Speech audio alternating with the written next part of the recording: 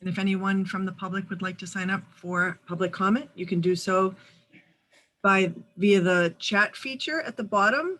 You will be given 2 minutes to speak. Your mic will be unmuted in the order that you were received. We do ask that you leave any of your personal information, whether that be an email or a phone number, for any follow-up if necessary, and that information is not visible to the public. All right, ready to go. All right, good morning, everyone. Okay, so before I do a roll call, I want to welcome new member to the committee, Navjeet. Please say hello. Yeah. Good morning, everyone. Thank you so much for the welcome. Much appreciated. Yeah, welcome to the committee. So, so you'll find that each meeting, we follow sort of a rhythm depending on where we are in the year. So during today's meeting, we're going to be in preparation to the annual trustee meeting. So a lot of the votes that you'll see, it's related to, you know, the annual votes of authorizing the library for certain expenditures. So there is a lot of, just like I call it, the normal stuff go through, and we'll go through some of the contracts for approval or delegation. So, you know, Navjeet, don't hesitate to stop us and ask questions.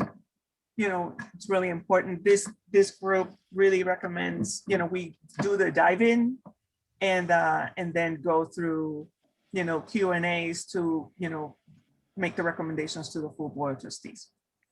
I also welcome Priscilla Douglas, our chair. She also joins us this morning. And I don't know if she's promoted, so she can say hello or not. All right. Oh, promoted. Priscilla, say good morning. Good morning, everyone. I'm good morning, Priscilla. Be here. I'm looking forward to this conversation today. Thank you.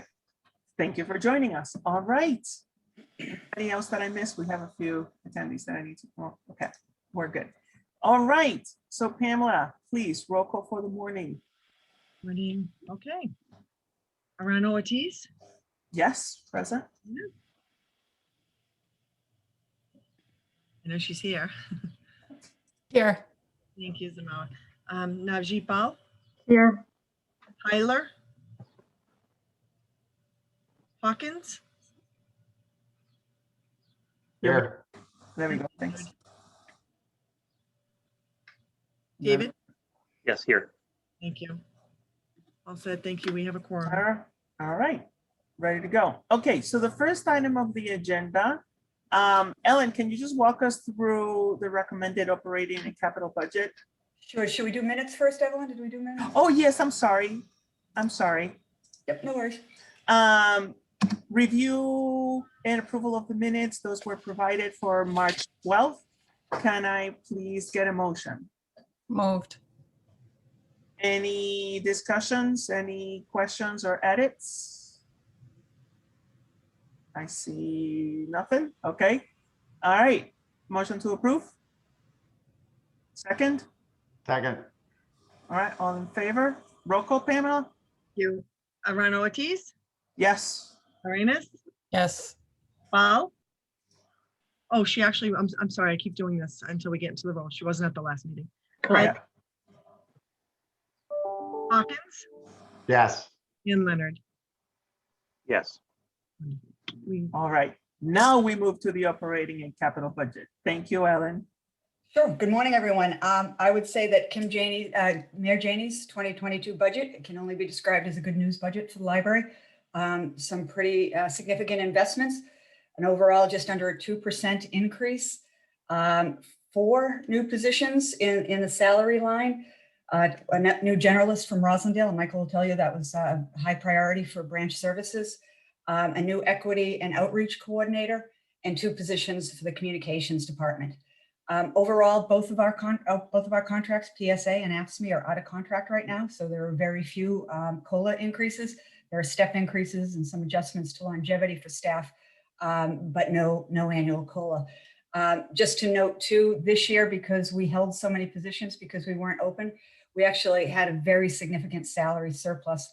A good part of that, about $750,000, we moved down to the book line And Laura is here to talk later about some of her contracts. So if folks have some specific questions about what we bought, she's certainly available. Overtime held steady every year. Overtime is often a function of staff shortages elsewhere, particularly in the facilities area. So we often spend more than $325,000, but we're able to fund that through salary surpluses. This year we spent almost no overtime. I think that primarily the overtime that we had this year was related to being a place for elections for voting in the fall, and some amount of the snowstorms over the winter, but we had a pretty mild winter too. Telecommunications and utilities is down. The utilities is down pretty significantly. This year we were only at 2.8. The city budgets that centrally. They have a pretty sophisticated cost estimate group that does the cost estimations. And I think with us being closed, just the buildings weren't heated and cooled as much as they would typically be. They do budget across the enterprise. So if that ends up being short, they look at it as long as schools, fire, everybody else is all right across the enterprise. They consider that reasonable. HVAC contracts, our buildings repair and maintenance contract. HVAC, the MCOR contract, our biggest contract, is in the third year of its cycle, as is, I think, the elevator and the fire alarms. So we should see an increase next year, but not this. As folks know, I think we do have a new security vendor. Like the previous one, they are a union contract. So we see some costs going up with that, about $160,000. They also loaded in, this is part of our good news story, the equity and outreach coordinator will have some budget money to spend to help that person do whatever it is they need to do. And Mayor Janey also included $250,000 for reopening programs. So we can sort of hit the ground running, make a big splash. And I know Michael and his staff are busy coming up with plans for that money. Miscellaneous supplies, primarily that is books. That is level funded, but as I mentioned, last year we had a big hit. This year, I should say, we had a big increase because of the salary savings. I do think we'll probably have a pretty good salary surplus next year, just because we held so many positions and we're in a period of trying to fill a lot of vacancies. We tend to fill internally, so that there's a long tail on a net increase of FTEs. The software licensing changes, Kurt is doing a fair amount of changes to what he buys and how we buy it. So we did see a little bit of an increase there. And then the final increase is small equipment purchases, which is just for the branches. When we open a branch, there's a need for, in the staff area, for example, for microwave or refrigerator, that sort of thing, that the city, I think quite reasonably, doesn't want to put on the capital budget because then you're paying interest on that for a number of years for an item that has a short shelf life. So they've added a little bit of money there so we can take care of some of those things. And with that, I'll pause for questions on the operating budget. Hearing none, if we can go to the anticipated funding sources. So this is, I always say that the non-city budget estimate is more of an art than a science for us. It can change significantly. We are making an estimate in December before we put in the budget of what we're going to spend next year. We have several categories here. You can group the state money together as one category, although we show it in several. A number of them, particularly trust funds and other, have a number of programs or sub-budget funds to them. So we end up being pretty close at the bottom line, but sometimes we're a little off as we try to put it in these particular silos. So with that, I would say the affiliates are the fund for the Boston Public Library, the associates, and the citywide friends. This represents spending. It does not represent what they have raised. And a good example of that is that the fund has brought in $2 million for a large gift recently, and that's not going to show here because we haven't spent any of it yet. It also sometimes is lower than the cost we actually incurred. There have been years, particularly with the fund, that when we've had a payroll surplus and we've had staff paid by the fund, that the city has let us move those costs back over to the city budget so that we preserve Boston Public Library fund money going forward. So it's not how much it's not a sign of how much they're raising. To some extent it is, but it is what we are actually anticipating spending. The state interlibrary loan the ILL program, where we provide books to people across the Commonwealth, level funded this year. These state lines are a little bit of an estimate too. When we put this out, Governor Baker's House One budget, the House One budget comes out in January. It's not out when we submit this.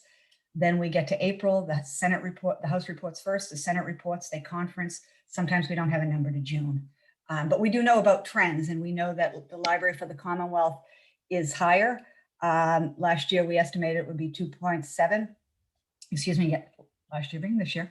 FY21 was we estimated 2.7. It came in at 3.1. What we're seeing from the House indicates that it could be higher next year. Off the top of my head, I think the Senate is usually the higher number, but I forget.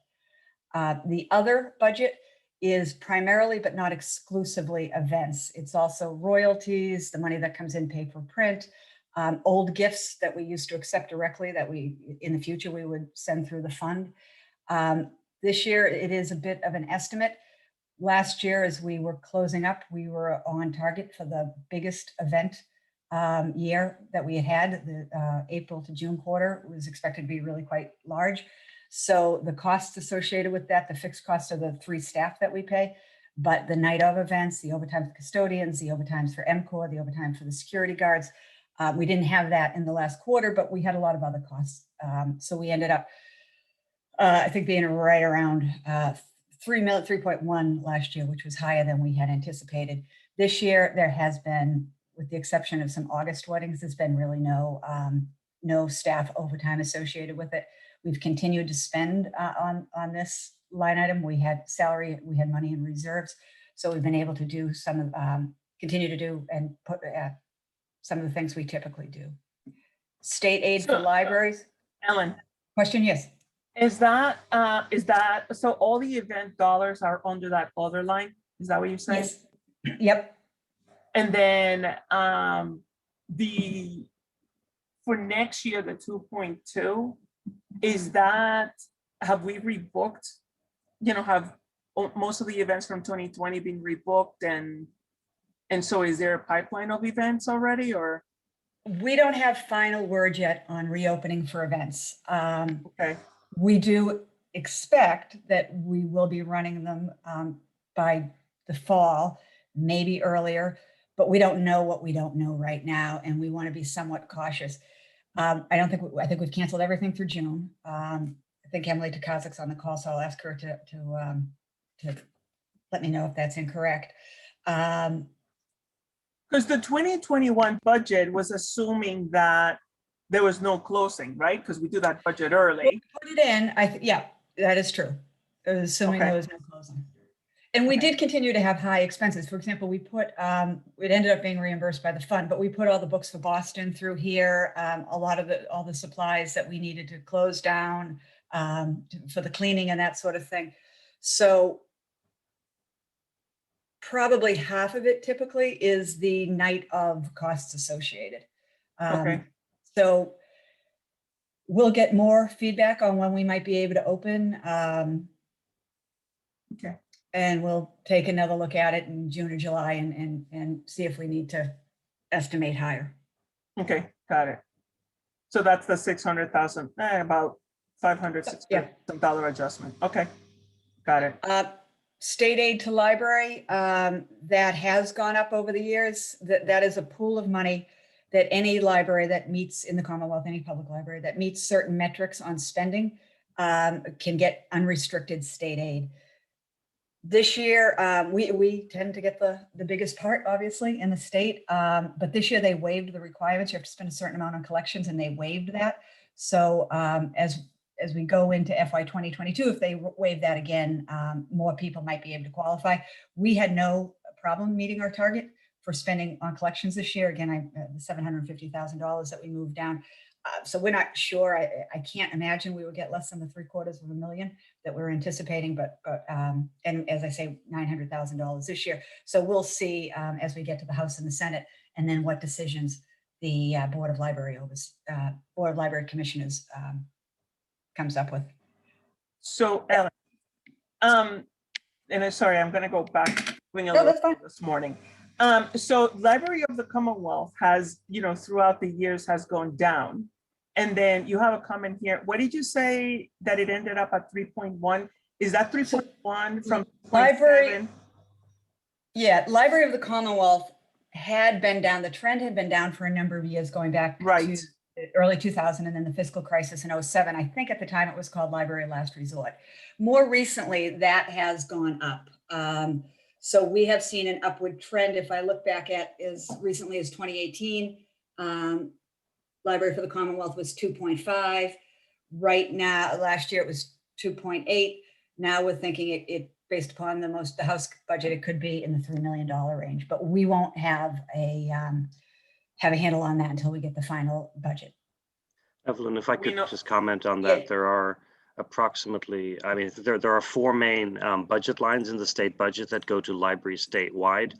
And due to collaborative advocacy across many of the organizations that provide shared services, plus local libraries, we have, with the support of our elected officials, seen increases across almost all of those lines in the last 3 to 4 years.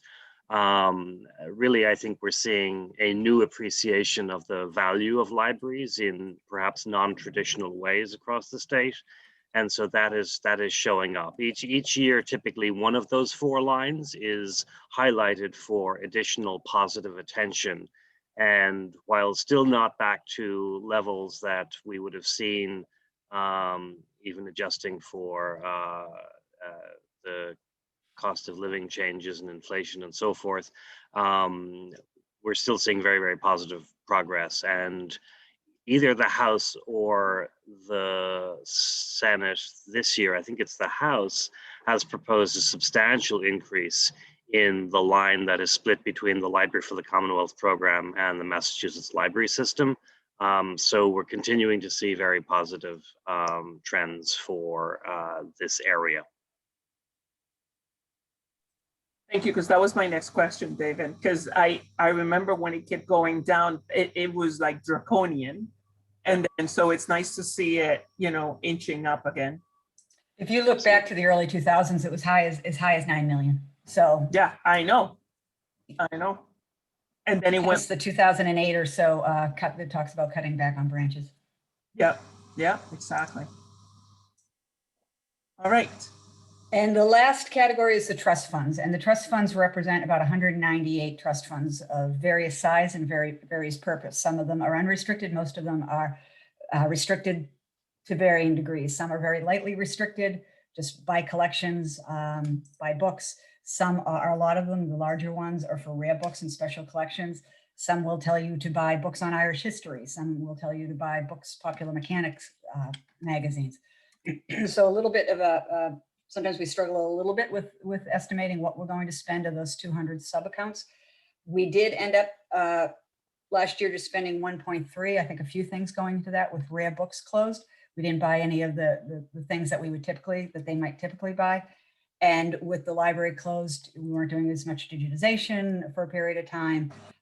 Didn't have people in the building. So I think we may see that recover as we reopen. A good example would be the Fellows Athenaeum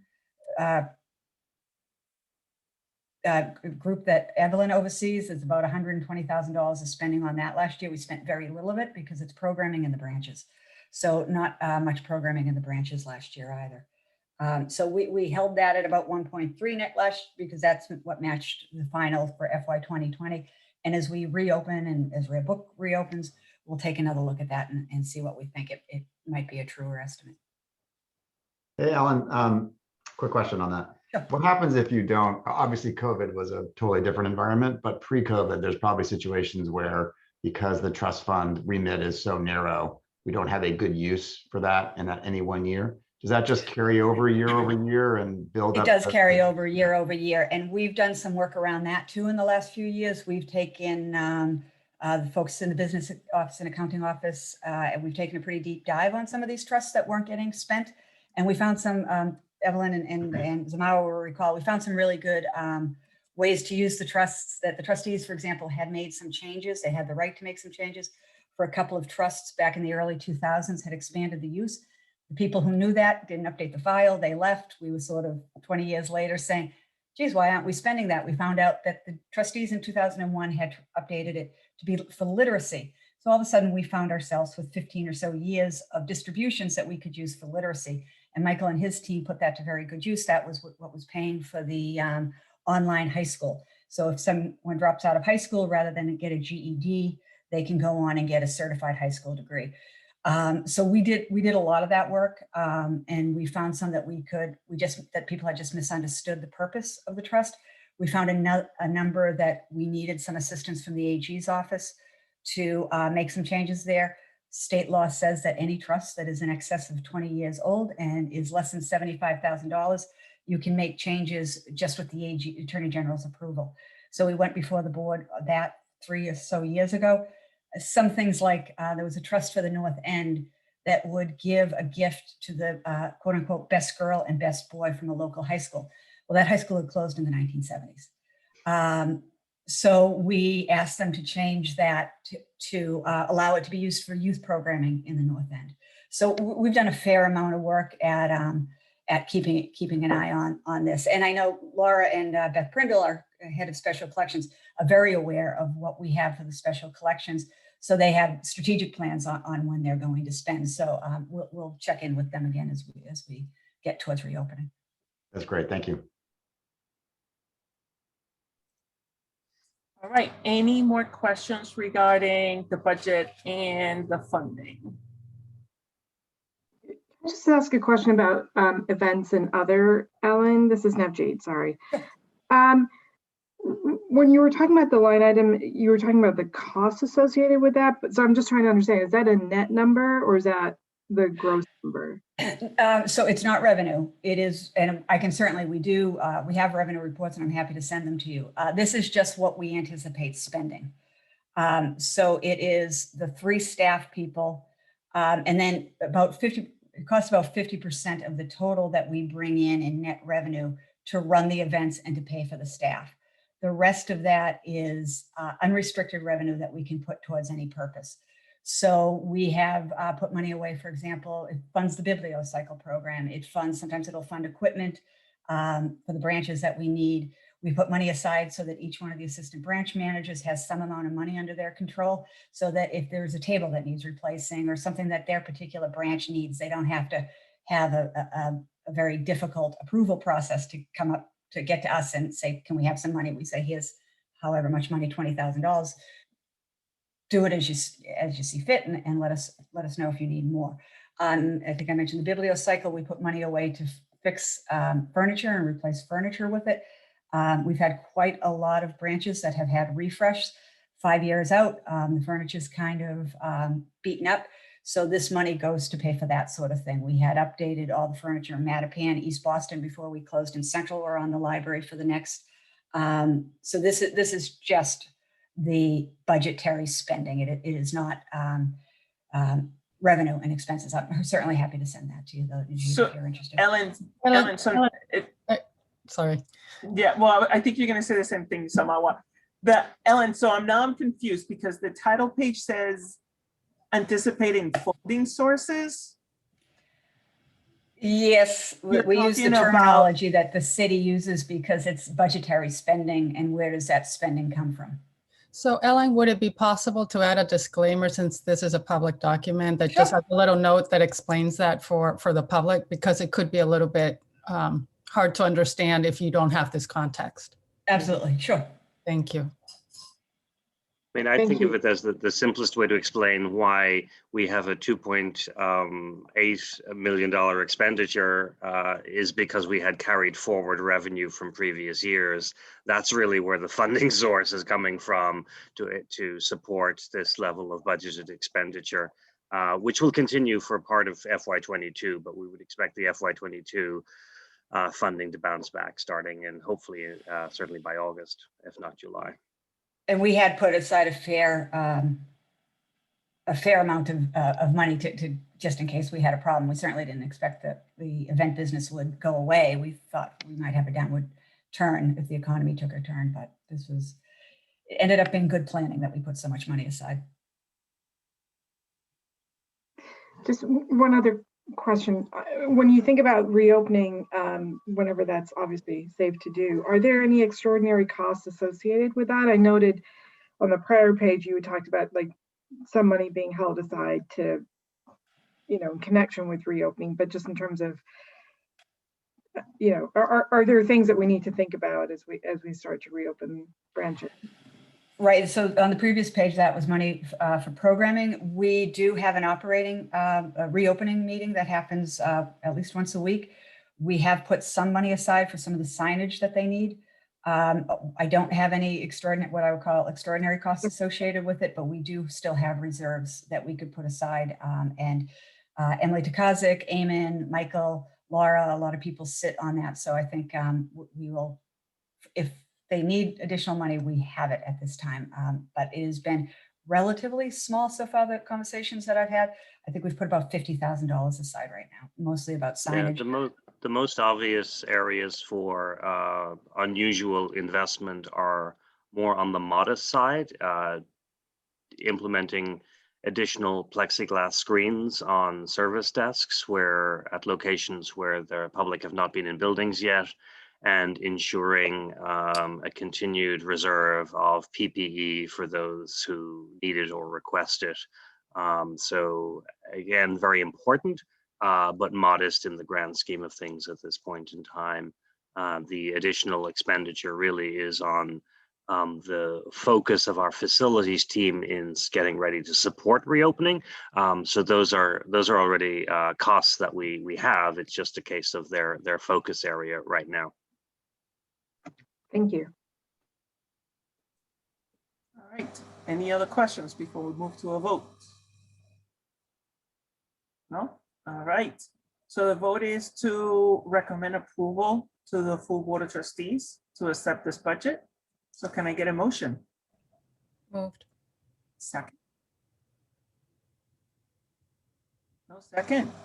Oh, second, sorry. All right, all in favor, roll call, Pamela.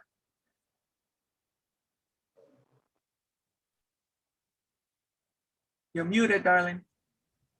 I'm sorry, my dog keeps talking to us.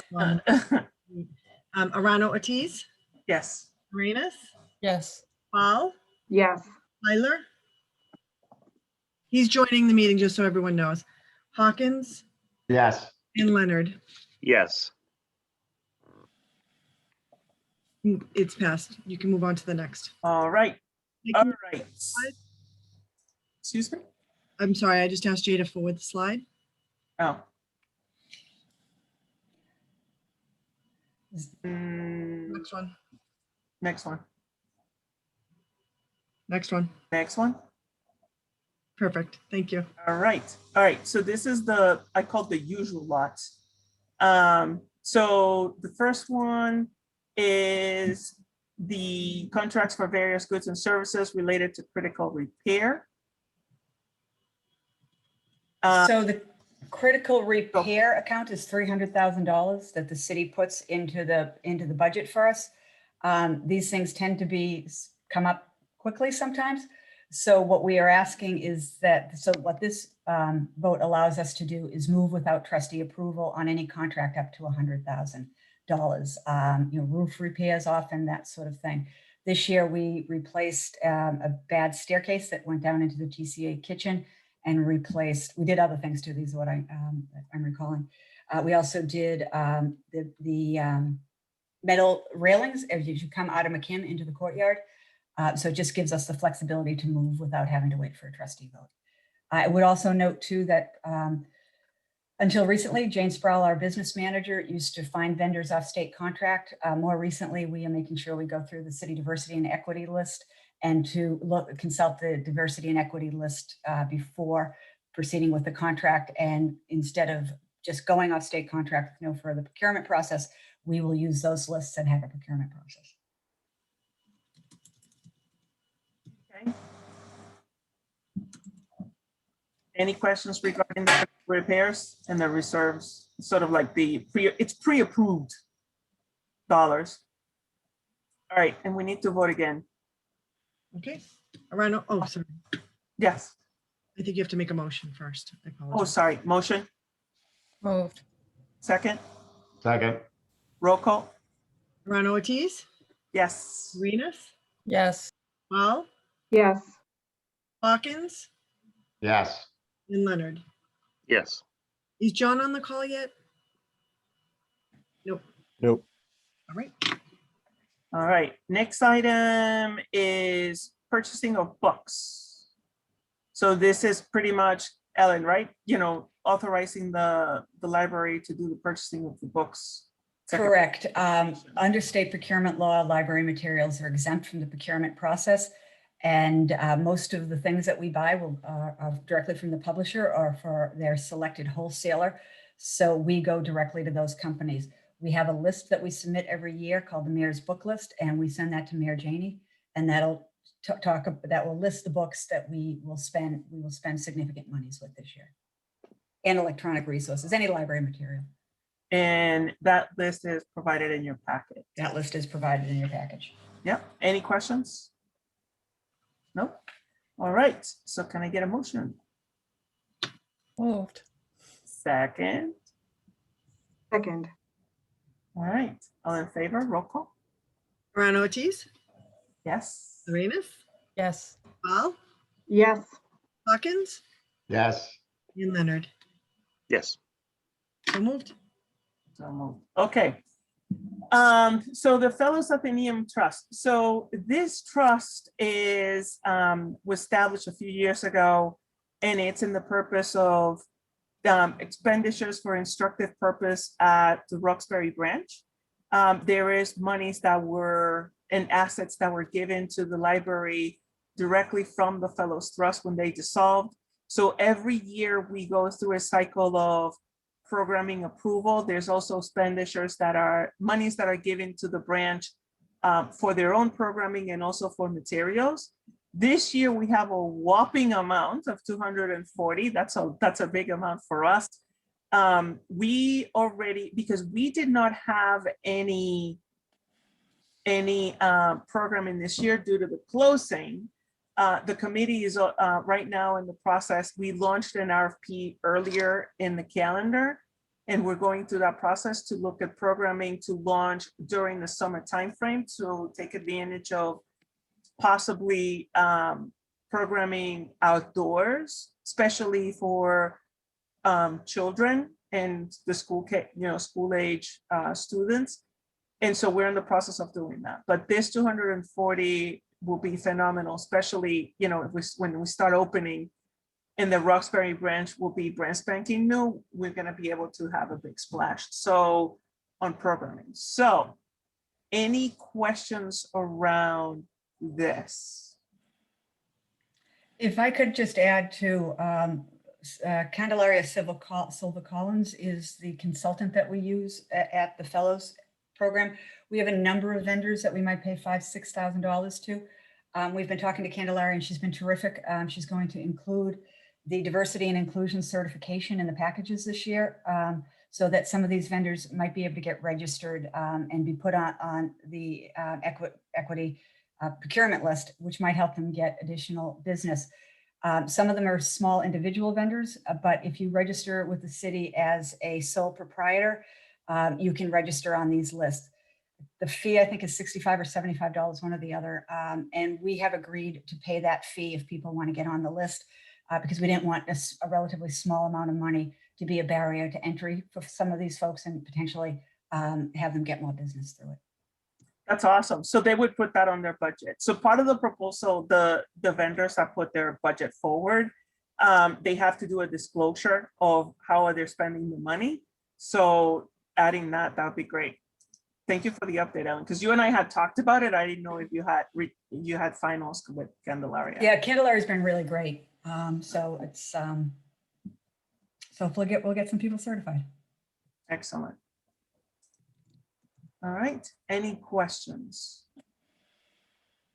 Oh, I want to add that also we're targeting programming, for equity wealth in the area. So looking for programmings to, how to help people, with their quarries, or how to increase the wealth of the area and how to establish businesses and things like that. So the programming, it's, the plans are very promising.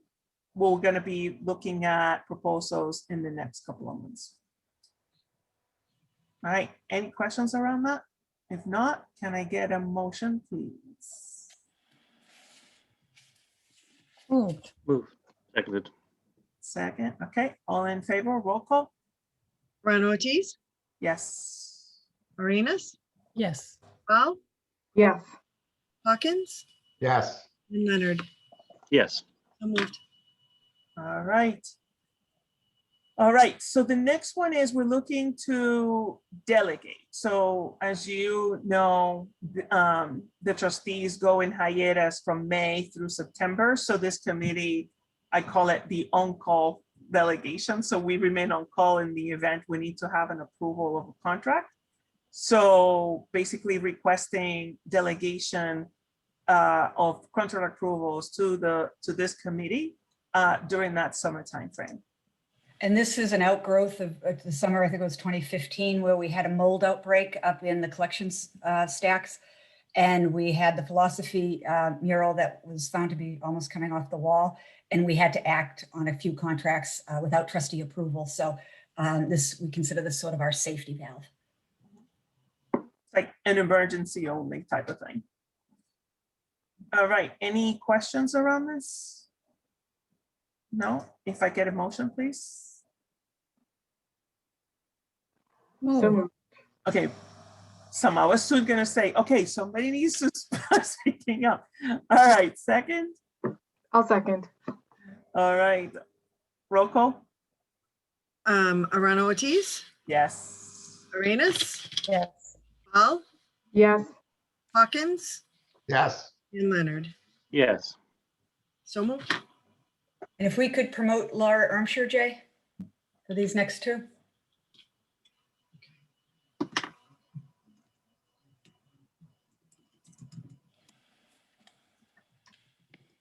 I will, while we wait for Laura, I'll start. The next two are actually both for delegation. The first one is a vote to the delegation of the research collection consultant. That could conceivably be rolled into the vote that you just took to delegate all, but since we knew these two votes were coming, it felt like it was better for notice that we were clear that we already had two that we needed delegated to you. Is Laura up yet? I also think that I didn't write that correctly. I thought it was recommending the vote for the full board. So if it's to delegate it back, I will adjust the wording accordingly. So I'm sorry, the F is to recommend to the full board that they approve. The one before that is to recommend that they delegate. We won't have that ready next week. I apologize, Pamela. I No problem. confused that Okay. issue. So can we see the previous vote then? The one before this, right? On the slide? Yeah, Jay, can you move back one slide? There we go. Thank you. And if Laura, if you could just explain this. Yes, so this is in support of a recent donation we received for the founding research collection. So we, through the fund and the associates, got a $2.1 million donation to inventory, clean, catalog, and preserve 150,000 volumes in our research collection. That was our founding research collection. And so what we're asking for you to delegate here is a contract to hire a project manager who's going to oversee the administration of that grant and all of the work that will be done under that. So we're preparing an RFP. We're going to be looking for someone, and we expect that timing to come in a couple months over the summer period. But we don't want to have to wait until September to have the board meet to vote on it. All right, any questions regarding the project manager to manage the work? And then this means that, so this is one of the examples of once they go through that RFP, then we may need to reconvene to over the summer timeframe. Yep. So don't go too far. Make sure you have internet connection. All right, can I get a motion, please? So moved. Uh-huh. Second. All right, there we go. All right, roll call. Rana Ortiz, Yes. Marina, Yes. Paul, Yes. Hawkins, Yes. and Leonard. Yes. So moved. All right, Laura, I want to talk to this one. Yes. So we recently issued an RFP for a research collection space and storage study, and we received responses, and we're asking for you to approve our chosen vendor. So this project is capital funded, and this is, we are having a team come in and assess our storage needs for our entire collection, minus rare books and prints in the areas that we've done some recent work on. And so what they will do is they will come in, they will assess our space, measure how much the collection actually takes up. So taking into account things like we have overflow on carts, we have things stored in less than ideal conditions, the shelves are really crowded. So they're gonna assess how much space we actually need in proper storage conditions, take a look at how much space we have both at the Central Library and the offsite storage at the City of Boston Archival Center. And so how much more space do we need, taking account what we have and how much total space the collection needs, and then make recommendations for storing the collection, for how much space we need to store the collection adequately. So we put out the RFP a few months ago. We received 3 responses, and the firm we've listed here, Perry Dean Rogers, had the most advantageous score when we compared all of the vendors. They also had the lowest cost in their bid proposal. I just wanted to add that I view this particular project as, you know, the essential missing piece of information to effectively right size and plan for the entirety of our special collections holdings. We have done so much work in the last 5 years, and adding this particular space assessment will give us, all being well, the missing piece of information to really plan for the future, a future where all of our collections holdings will be held in good standing, appropriately managed under intellectual control, and then be fully able to make them accessible and supporting the education needs of the public. Obviously, the plans that will follow from this assessment will be back with you in due course. But this, combined with the other efforts, is really will inform our work going forward. Really David, glad to see that. Go ahead, Sorry, Emma. No, go ahead. Jeff. Just really glad to see this. David, is this the first time we do this kind of assessment in terms of space? I can't recall this being done to this degree before. At this scale, certainly. I mean, Laura can certainly talk about examples where we've done this type of work within specific areas, but never system-wide and never this comprehensively. No, I applaud this. I think this is a really great initiative. And have we ever worked with this vendor before?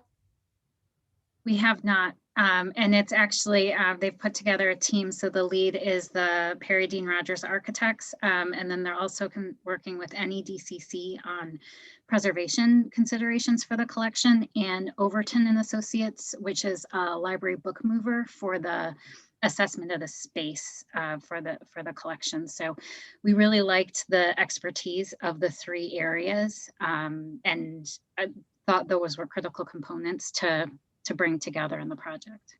Yeah. And this architect has worked with other academic libraries and other libraries across the country on collection space and strategy needs for them. Great. I think, Zama, it also is significant that once again, the City of Boston capital plan is playing a part in supporting our work in special collections, which certainly in years past may have been a controversial item. And Laura, I think you've said a little bit about this, but I got a little confused in the terminology.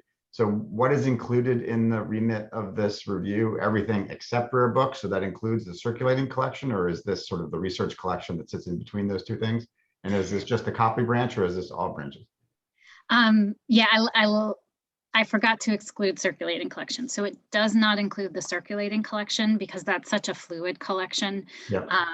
And so it does not include any of our branches. It's the research collection and it's special collections that we have not covered in other projects. So we specifically excluded rare books and prints because we've already done a tremendous amount of work with the rare books renovation and the print inventory, that we have a handle on those in a way that we don't with our other collections. But it does include archives, architectural drawings. It does include other special collections. And the bulk of it is our research collection. And so it's at Copley in both of our buildings and then at the offsite storage facility. Got it. Great. Thank you. Is part of the outcome, Laura, to determine, because I noted that it includes outside storage. So does it also think about, what is most used in library versus what's out? And so what should be in outside storage versus in-house? That is not part of this specific project, but that is absolutely part of the work we're doing for our larger collection storage strategy. So this is a piece of it. This is going to deliver us information about space and options, but that's something that we need more of the library team to evaluate because there's a lot of considerations. Like we want things that are most in use, more readily available, Right. But there's also things where due to the nature of the material, they're probably not good for transport. So we don't want to be moving special collections back and forth. There's things to think about with an offsite storage facility if we have options for public service at that facility so we don't have to transport items. So that's something we're definitely working on, that we're thinking about now, and it will be part of the total package when we're considering what do we need after we have this information about our space.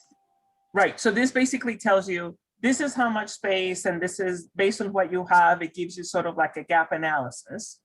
And then you can then prioritize and determine what goes where. Yeah. Just simplify it as much as I can. Okay, got it. I mean, I would further note that we fully expect to need additional space that we do not, additional and better space than what we have in the system today. But this will give us some numbers and quantify those instincts that we're living off of. And that was my next question. So if you have this assessment done, and then the gap is that you need more space in order to adequately store, that's a separate conversation, I'm guessing, because then they're going to say, well, you need X, right? Correct, and because the only alternative in a responsible way would be to deaccession materials. And so this will give us the facts and quantify the needs based upon what is in the collection today. Okay. All right, any more questions around this? No? All right, so can I get a motion? So moved. Second? Second. All right, roll call. Ms. Pamela? Ron Ortiz, Yes. Arenas, Yes. Paul, Yes. Hawkins, Yes. and Leonard. Yes. So moved. I think you skipped. Did you get Hyler? Yeah, Oh, Hyler showed up. Hey, good morning. yeah, a little bit of a confusion on the schedule today. Sorry, everyone. That's But it okay. sounds like it was in good hands. John, I don't know if you wanted to vote on this last thing that you. Yeah, I think this is terrific. And I read about it earlier. So the tail end of the conversation, I'm with the comments that have been made. Zamar, I think this is just a great thing you guys are doing. So I'm all for it. I will add you to the vote. So moved. Thank you very much. So, all right. Now, the most exciting, fine forgiveness. We've talked about this for years. So great news. There's a recommendation to stop fines permanently, waive and eliminate late fines in regular library materials. So anybody wants to say anything? It's been all over the papers. Any questions around that? Did everybody know? Because Ellen, confirm if what I'm saying is true, if my memory serves correctly. the fines go directly to the city. They don't come to the library. Is that correct? That's true, and that's I don't think that's unusual. I think you wouldn't see Boston Police get the revenue directly from their tickets. It goes into unrestricted revenue that then funds all agencies. I'm sure our former revenue commissioner probably has some information on that as well. All right. All right. Any questions, conversation, commentaries around fine forgiveness? No? All right. So I'm the only one excited. All right. So can I get a motion, please? Moved. Second? Second. All right. Roll call. Rana Ortiz, Yes. Arenas, Yes. Mao, Yes. Tyler. Yeah, Evelyn, just really quickly, I did have one question. I apologize because I was on mute. What happens if people lose materials or lose a book, or they don't ever come back with it? Is there a policy in place for that, or is it not? What's the view on that? David. Yeah, so this refers only to late fees on materials. So in the event that you don't bring it back at all, or you lose it, then you're on the hook for the replacement cost, and you would still have a block on your account if you pass the thresholds involved. So this is really about removing the economic barrier for late fines for those individuals who have that problem. And so, like for those worried about the books, for example, don't worry. And in talking to colleagues around the country who have done this, we've also heard that more people are more likely to bring back books with this being removed as opposed to the current situation. So we're really excited to be able to put this into place. Yeah, I did that for public record, but I think this is a terrific policy. And knowing when I was a child, going to the library and having late fees, if you did, it was burdensome and scary. And sometimes you had the money, sometimes you didn't. I think you're definitely going to see items get returned a heck of a lot quicker. So I think this is a great move, and it's a public institution, and this I think is great. So I'm all for it. All right. Thank you. All right. So we passed. We're done, right? I just didn't get Hawkins and Leonard on record. Oh, sorry. Hawkins. Yes. And Leonard.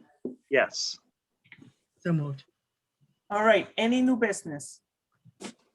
If we could just review. I just want to go back to the, it's not really new business, but I wanted to explicitly confirm that our vote earlier to accept Mayor Janey's budget actually included the capital budget recommendations. And for the record, the two additional new projects in the list for next year include repair work on the facade, which we're required to do every 10 years, as well as a new programming study for the South Boston branch will be added to the existing slate of projects. So just for the record, I wanted to point that out. Thank you. All right. Do we need to go through this slide? Because I think we just kind of skipped really quickly. No? Okay. He's going to go back to, can you forward it to the new business, which we'll discuss thank you. Okay. So upcoming meetings, right? So you should have on your calendars the upcoming meetings. Notice that I gave you half an hour sleep. So we're moving to 8:30 instead of 8. Any questions on or concerns around the new schedule? No? All right. Any other new business? None? Okay, so now we move to public comment. I believe we have a few on the chat. Let me check. Yes, we have 2. David Vieira and Alyssa Kadillik. All right, David.